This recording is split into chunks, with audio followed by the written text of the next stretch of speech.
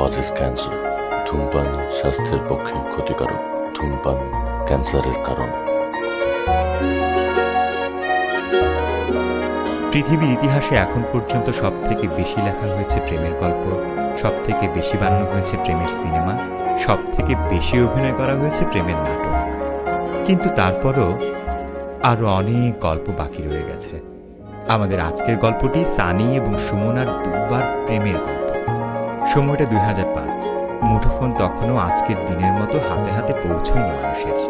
অতএব সেই সময়ের রোমিওদের ঠিক এইভাবেই জুলিয়েটদের পেছনে ধর্ণা দিতে হতো দিনের পর দিন, একটুখানি মনের কথা বলার সুযোগের আশায়। বলা বাহুল্য, সুযোগ পাওয়া ছিল আকাশের চাঁদ হাতে পাওয়ার মতো।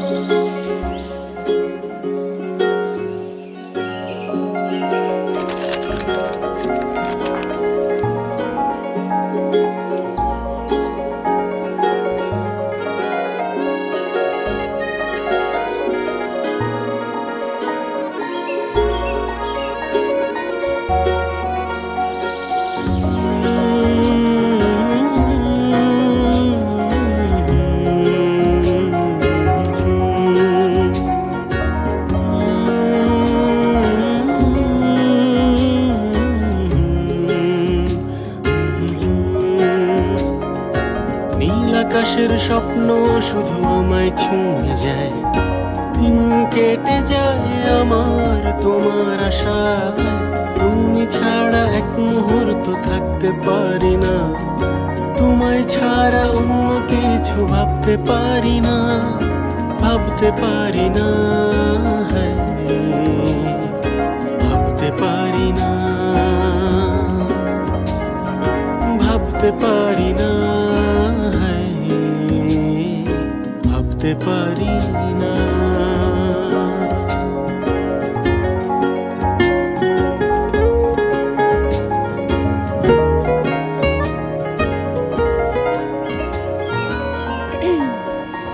সানি, তুমি আমার পিছন পিছন হাইটো না প্লিজ।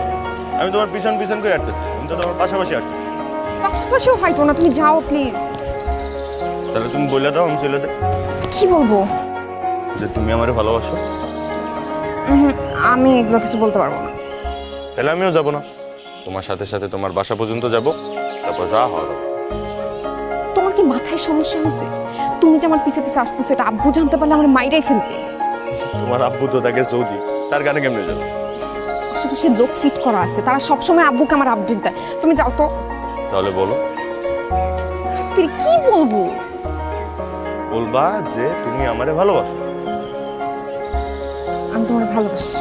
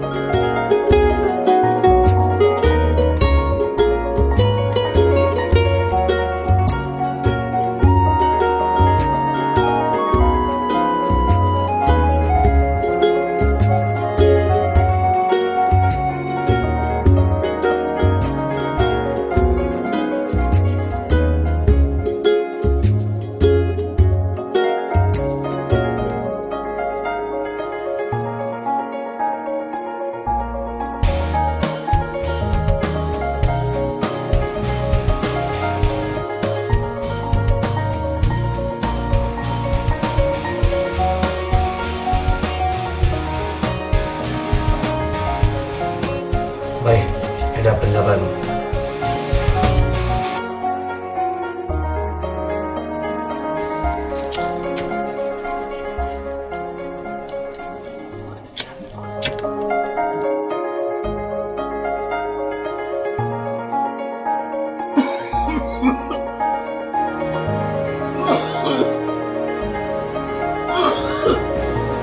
না আস্তে আস্তে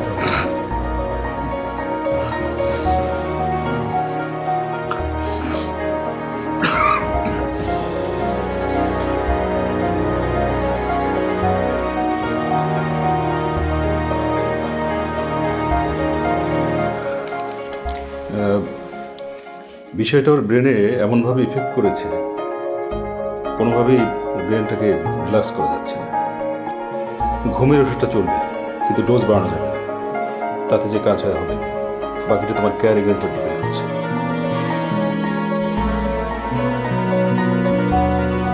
ভাই, ওকে কি হসপিটালে অ্যাডমিট করাবো? আমি কোনো রিস্ক নিতে চাই না। আপনি তো জানেন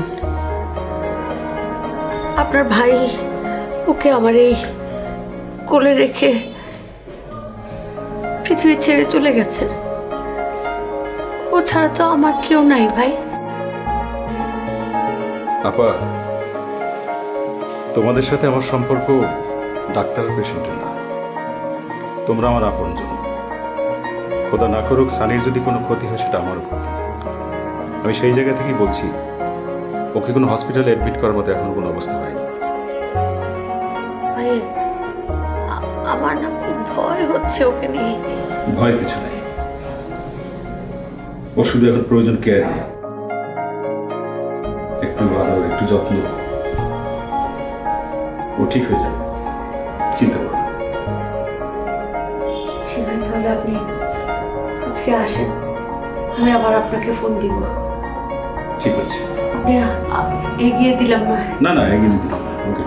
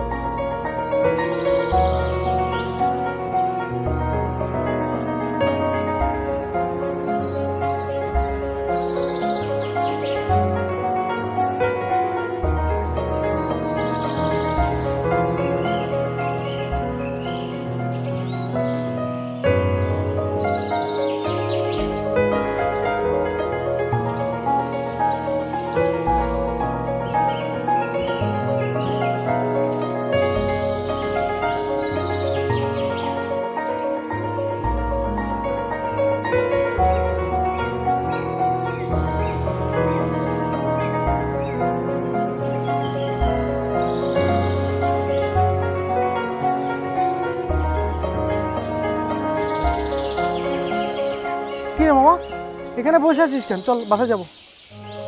হ্যাঁ যাব, তুই যা, আমার একটা অ্যাসাইনমেন্ট আছে। কিসের অ্যাসাইনমেন্ট? চল তো বাসায় জায়গা। আরে আমার অ্যাসাইনমেন্ট আছে, তুই যা। তুই ব্যাগের মধ্যে কি লুকিয়েছিস? কিছু না, একটা ফাইল আছে, যা তো দৌড়ের উপর থাক।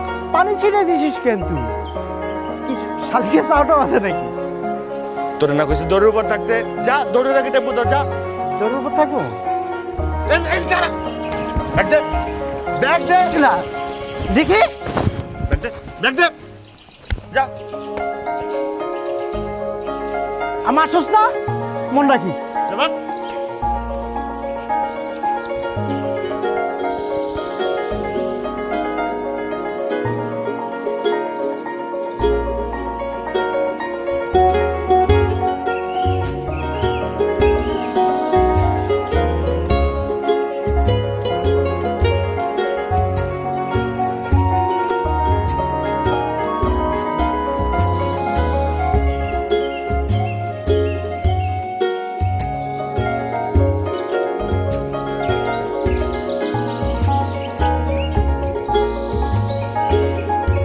মামা যান।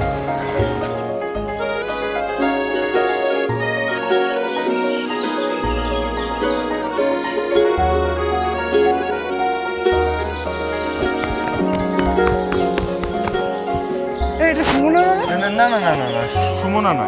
আমি তাহলে দেখে আসছি। তারা সুমনা না না সুমনা না, জানাস না? কেউ না ওটা, সুমনা না। আর আমি দেখি না। আরে না, সুমনা না। জানো না ভাই,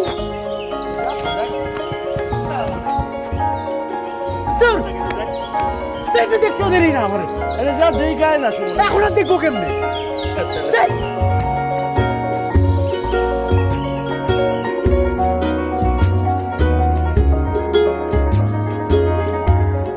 কিরে সুমনা, কলেজ থেকে এসে দরজা দিলি কেন? গোসল কর, ভাত খা, সকালে তো কিছু না খেয়ে গেছিস।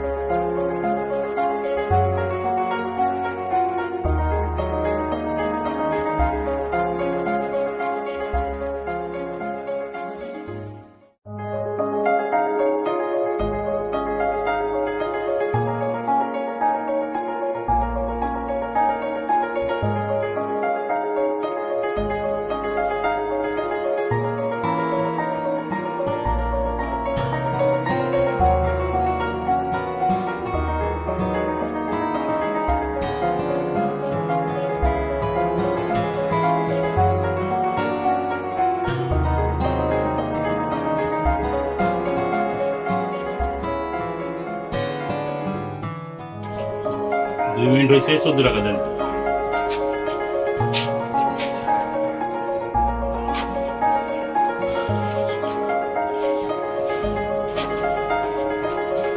একটা 300 টাকার কার্ড দেন তো।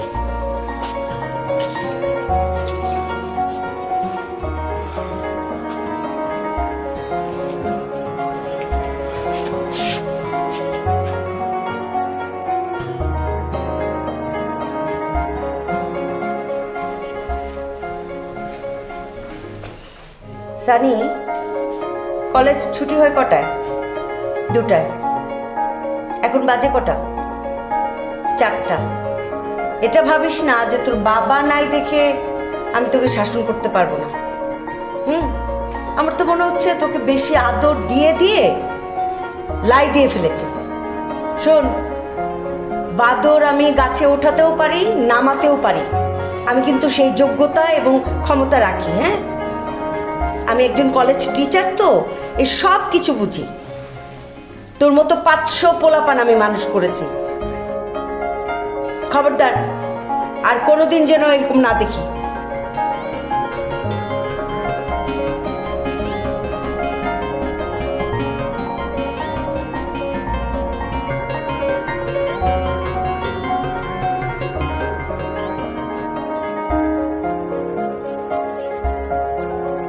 পাঁচ মিনিট পার হয়ে গেছে তো, তোমার টাকা যাচ্ছে না? আরে যাক না, 300 টাকা বসি তো। 300 টাকা? এত টাকা কোথায় পাইলা? আরে টাকা চিন্তা করতে বল না, দুপুর পরে আসবা। না, আসতে পারবো না, আমার ভয় লাগে। আসো না। না সানি, আসতে পারবো না। ফোনটা রাইখা দাও প্লিজ, আম্মু যে কোনো সময় রুমে ঢুকে পড়তে পারে। আর একটু থাকো না। আচ্ছা আচ্ছা, একটা কাজ করো, কাঁথার নিচে ঢুকে যাও। এরপরে আমি যা বলবো সেটার উত্তর যদি হ্যাঁ হয় তাহলে 1 টাকা দিবা, আর উত্তর যদি না হয় তাহলে 2 টাকা দিবা। ঠিক আছে? ভাত খেয়েছো? এখনো খাওনি? খাওনি কেন? খিদা লাগে না? মানে কি আমি আসলে কিছুই বুঝলাম না, তুমি একটু বলো তো কি বুঝাই বুঝাইতেছো? আমি কিছু বুঝতেছি না, তুমি কি আমার কথা আবার শোনো মন দিয়ে, আবার বলো। আমি যা বলবো এটার উত্তর যদি ইয়েস হয় তুমি 1 টাকা দিবে, আর যদি নো হয় 2 টাকা দিবে। ঠিক আছে? তুমি আমাকে ভালোবাসো?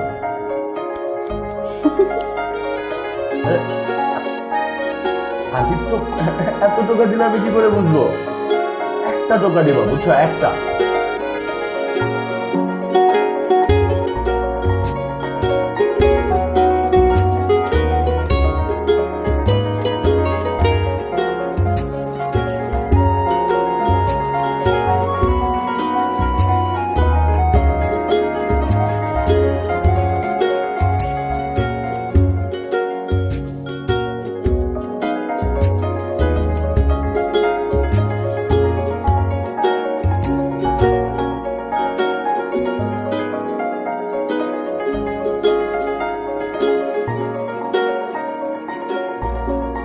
দোস্ত, কিছু টাকার দরকার ছিল।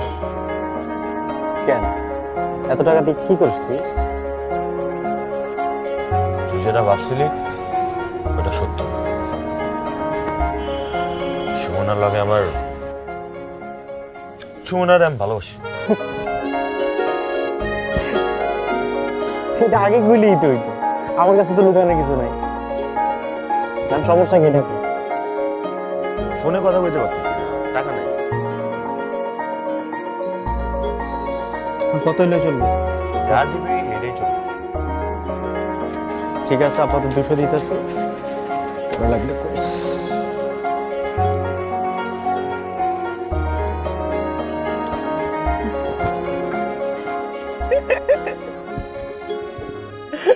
ছাড় বেটা, যাই সুন্দর গিয়ে ধর, যা।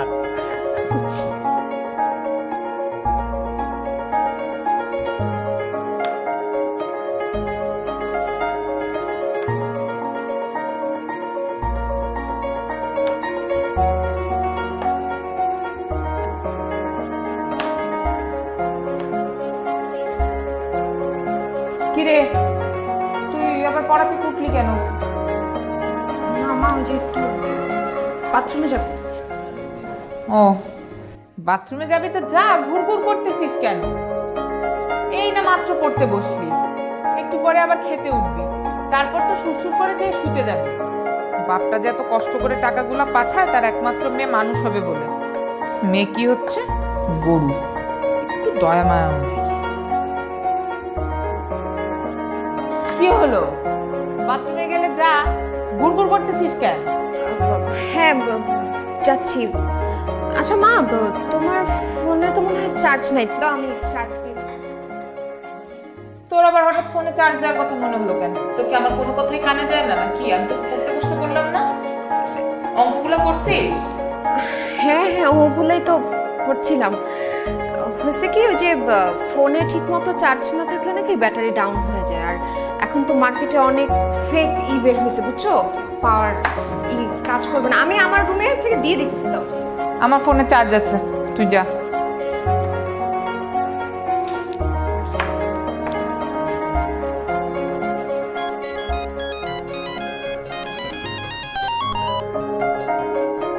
হ্যালো হ্যালো, আসসালামু আলাইকুম। হ্যালো হ্যালো, আসসালামু আলাইকুম ভাইজান। এইটা কার নাম্বার?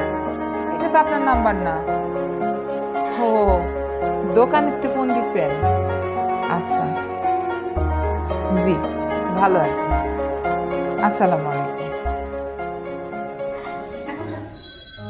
নে ফোনটা চার্জে দিয়ে পড়তে বয়, যা।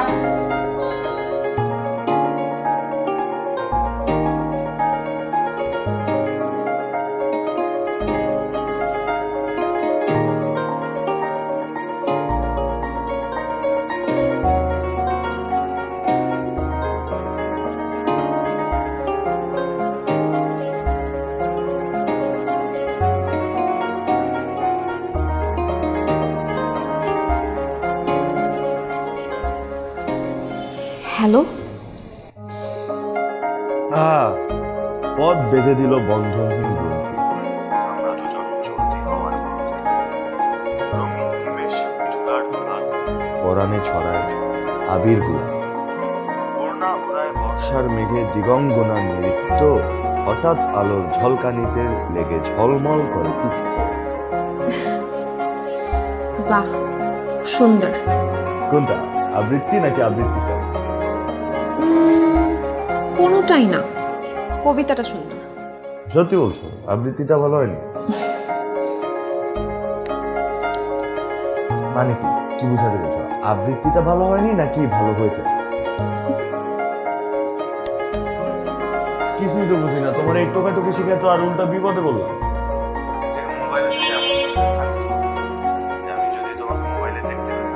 তোমারও কথা বলা লাগতো না, আমি শুধু তোমাকে মন ভরে দেখতে পারলেই হতো। ধুর, আবার টোকা। আচ্ছা শোনো না, তুমি তো কলেজে আমার সাথে কথাই বলতে চাও না। চলো কাল আমরা কলেজের বাইরে একটু দেখা করি। প্লিজ প্লিজ, না করো না প্লিজ।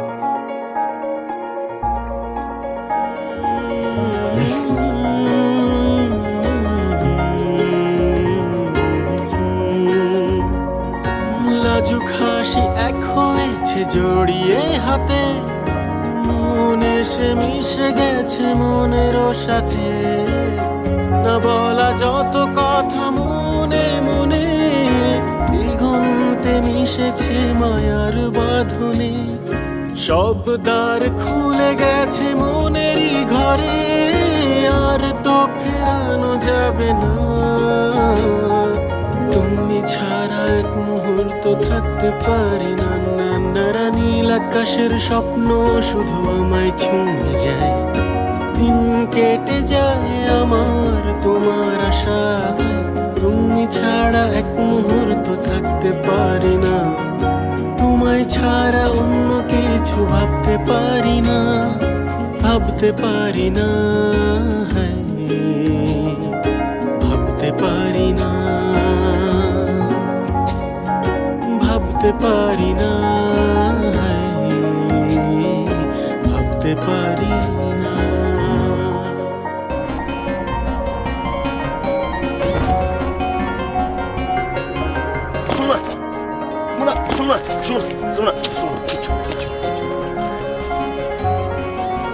কিচ্ছু হয় না।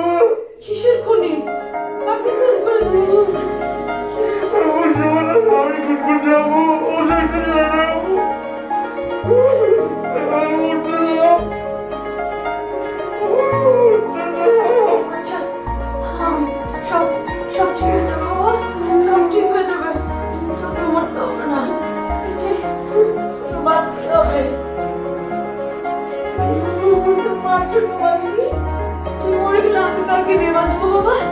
হ্যাঁ? তুই মরে গেলে আমি কাকে নিয়ে বাঁচবো? কে নিয়ে বাঁচবো?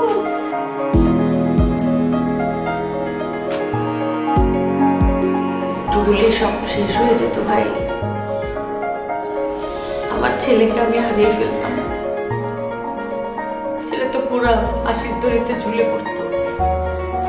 কি জানি কি কি এমন পুণ্যের কাজ করেছিলাম আল্লাহর দরবারে যে ঠিক রাতের বেলায় ওই মুহূর্তে আমার ঘুমটা ভেঙে গেল। তা নাহলে সব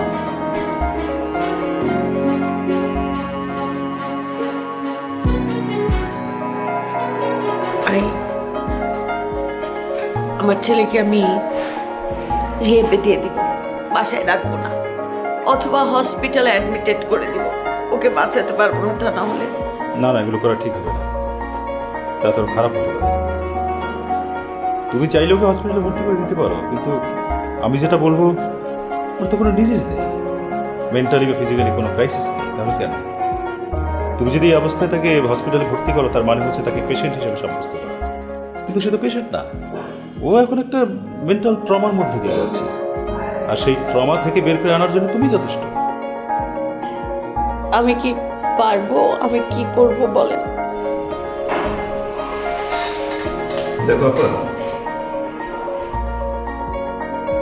আমি সবকিছু জেনে বুঝে ভেবে এবং সার্বিক পরিস্থিতি পর্যালোচনা করে আমি যেটা বলবো সেটা হচ্ছে যে ওর কোনো মেডিসিনের দরকার নেই, কোনো ট্রিটমেন্টের দরকার নেই। যেটা দরকার সেটা হচ্ছে সর্বোচ্চ সহানুভূতি এবং ওর যত্ন নেওয়া। সবচেয়ে যেটা বেশি দরকার সেটা হচ্ছে পারিবারিক সাপোর্ট। তোমার নাম কি? আমি জোহা, সানির বেস্ট ফ্রেন্ড। তোমাকেই তো দরকার। দেখো, সানি যতক্ষণ না তার মায়ের কাছে থাকে তার চেয়েও বেশি কিন্তু তোমাদের সাথেই সে কাটায়, এবং তোমাদের উচিত হবে সবচেয়ে বেশি তার প্রতি সহানুভূতিশীল হওয়া। আর আপা, আমার মনে হয় এজন্যে আমি যেটা ভাবছি, ইউ আর দ্য বেস্ট। কারণ তুমি একজন শুধু মাই না, তুমি একজন টিচার। ওকে চোখে চোখে রাখতে হবে, একদম চোখের আড়াল করে রাখতে হবে। তার মানে এ নয় যে সারাদিন তাকে খুব কড়া শাসনে রাখতে হবে, রুমের ভিতরে আটকে রাখতে হবে। না, ও যেটা করতে চাই করুক, নেশা করতে চায় তোমার সামনেই করুক, তুমি দেখেও না দেখার ভান করবে। আবার তুমি যদি ওর সাথে আচরণটা ঠিকঠাক মতো করতে পারো তাহলে তোমার ছেলে সোনার ছেলে হয়ে তোমার কাছে ফিরে আসবে। এই হাত দিয়ে কত ছেলে পেলে মানুষ হয়ে গেছে, আর আমার নিজের সন্তান, আমার নিজের ছেলের এই অবস্থা। আমি আমার ছেলের পাশে জেগে থাকবো, দিন রাত মাস বছর আমার ছেলের পাশে জেগে থাকবো আমি।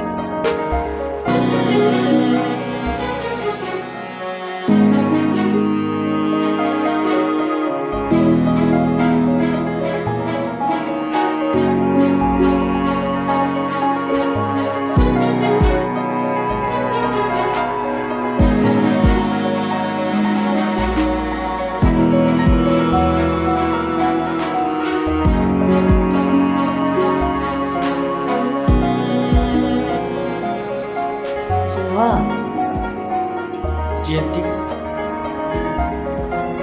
বলি কি যে আমার তো কোনো না কোনো কাজে একটু একটু একটু তো বের হতেই হবে।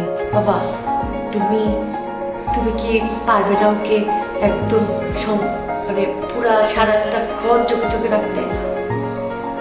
আন্টি, আপনি প্রচুর ঘাবড়ে যেতেছেন। অবশ্যই পারবো আন্টি। আন্টি, আমার তো আর ভাই নেই, সানি আমার ভাই, সানি আমার বেস্ট ফ্রেন্ড। ওর জন্য আমার পক্ষ থেকে মানে যা যা করার আন্টি আমি সব রকম চেষ্টা করে যাবো আন্টি, আপনি একদম টেনশন করবেন আন্টি।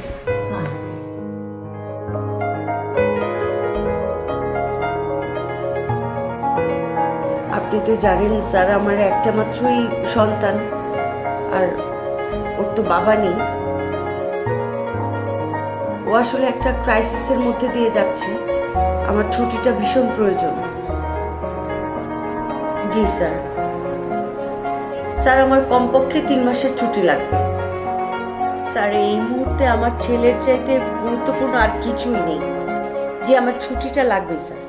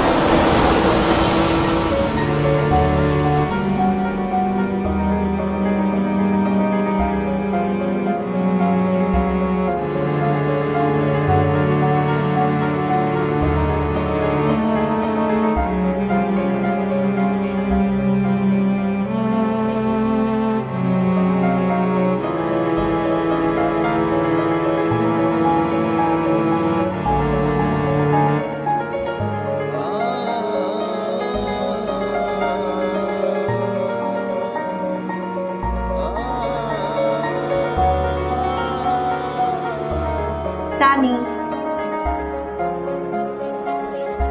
না, ফেলার দরকার নেই, থাক। মা তো বন্ধুই না।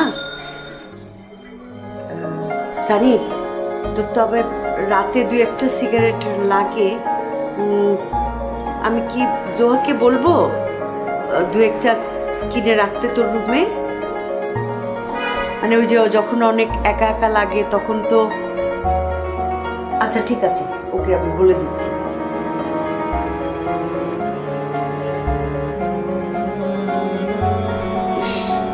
ঠান্ডা, হাতগুলো ঠান্ডা হয়ে গেছে, বুকে ঠান্ডা লেগে যাবে তো বাবা। আচ্ছা রাতে গরম গরম 1 গ্লাস দুধ খেতে হবে কিন্তু, হ্যাঁ?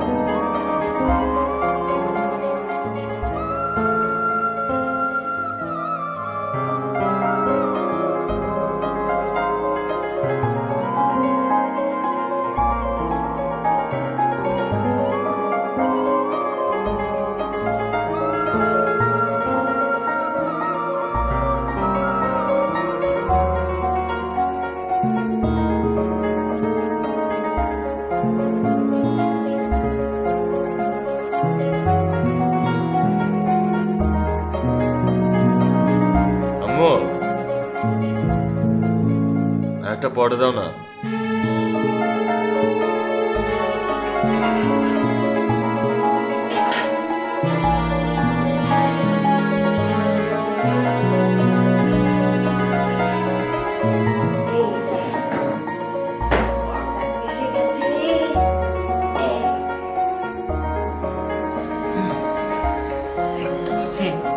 বিসমিল্লাহ, আমি একটু খাইয়ে দিই।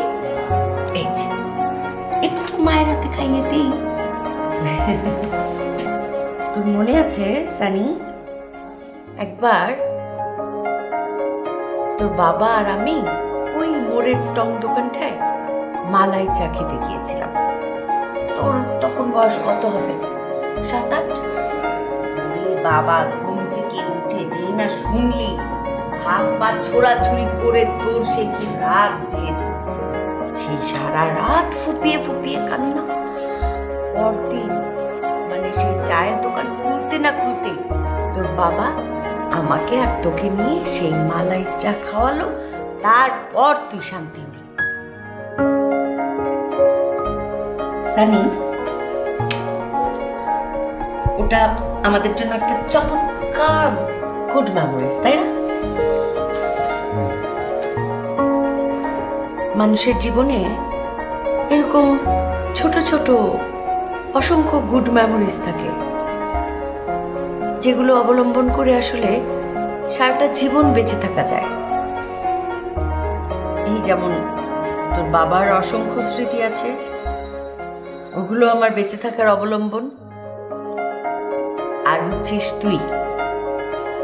এই আমার কথা চুটি খাওয়া হচ্ছে না। আরে আরে কত কষ্ট আছে, দুঃখ আসবে, আনন্দ আসবে, অনেক কিছু। সমস্যা কখনো চিরস্থায়ী হয় না, পৃথিবীর কোনো কিছুই না। একটা সমস্যা শেষ হয়, আরেকটা সমস্যা আসে। আমাদের কি করা উচিত জানিস? তখন ওই যে আরেকটা সমস্যা আসবে, সেটার জন্য প্রস্তুত থাকতে হয়। তখন বলতে হয়, come on, fight with me. এটাই কিন্তু তুমি খাচ্ছ না, খাও। হ্যাঁ, আমি খাচ্ছি। আমাকে একটু খাইয়ে দে না। কতদিন তোর বাবা খাইয়ে দিত, তারপর তো আর কেউ খাইয়ে দেয়নি। তুই খাইয়ে দিলে মনে হবে তোর বাবা খাইয়ে দিচ্ছে।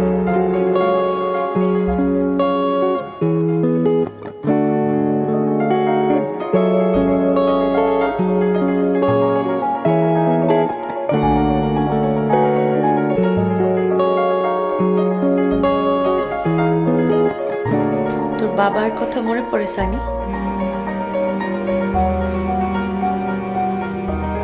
বাবাকে মিস করিস?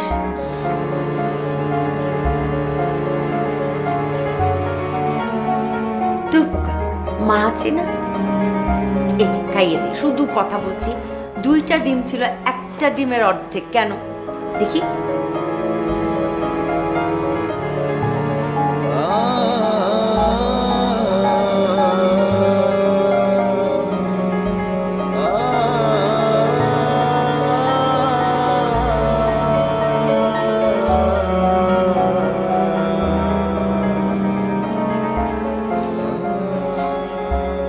ভাই, মানে আলহামদুলিল্লাহ যে সানি অনেকখানি ইমপ্রুভ করেছে, আগের চেয়ে অনেক বেটার। আগে যেমন একটা বাইরে যাওয়ার জন্য কেমন ভায়োলেন্ট হয়ে উঠতো, মেজাজটা খুব খিটখিটে থাকতো, আমার সঙ্গে খারাপ ব্যবহার করতো, ইদানিং দেখি সেটা একদমই করছে না। এত দ্রুত যে ওর ইমপ্রুভ হবে এটা আসলে আমি আশা করিনি। এই সমস্ত ক্ষেত্রে মায়ের চেয়ে বড় ওষুধ, মায়ের চেয়ে বড় ডাক্তার কিন্তু পৃথিবীতে কেউ নেই। মা যে কত বড় শক্তি, কত বড় পাওয়া, এটা পৃথিবীর তাবৎ সাইনের কাছে কিন্তু নিশ্চিত। একদম সত্যি কথা। সেটাই দেখলাম যে সন্তানের যে কোনো কিছু আসলে মায়ের ভূমিকাটা অনেক বড়।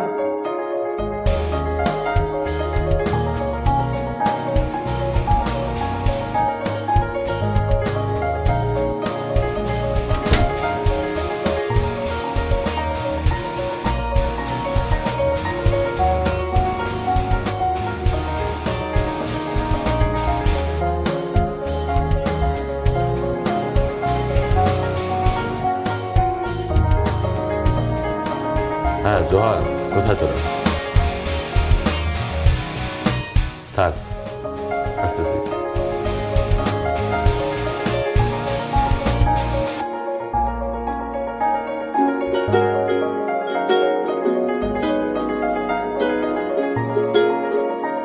ওকে আম্মু, কক্সবাজার পৌঁছায় তোমাকে কল করতেছি।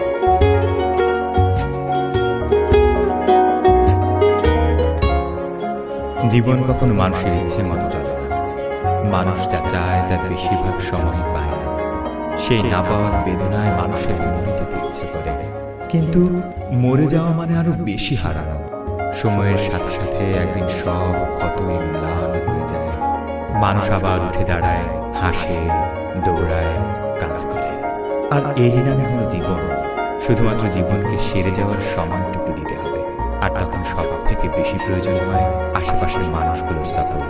কিন্তু তারপর কি মানুষটাকে পুরোপুরি ভুলে যাওয়া যায়? সেটা না হয় কখনো দেখা হলে সানাকেই জিজ্ঞেস করবেন।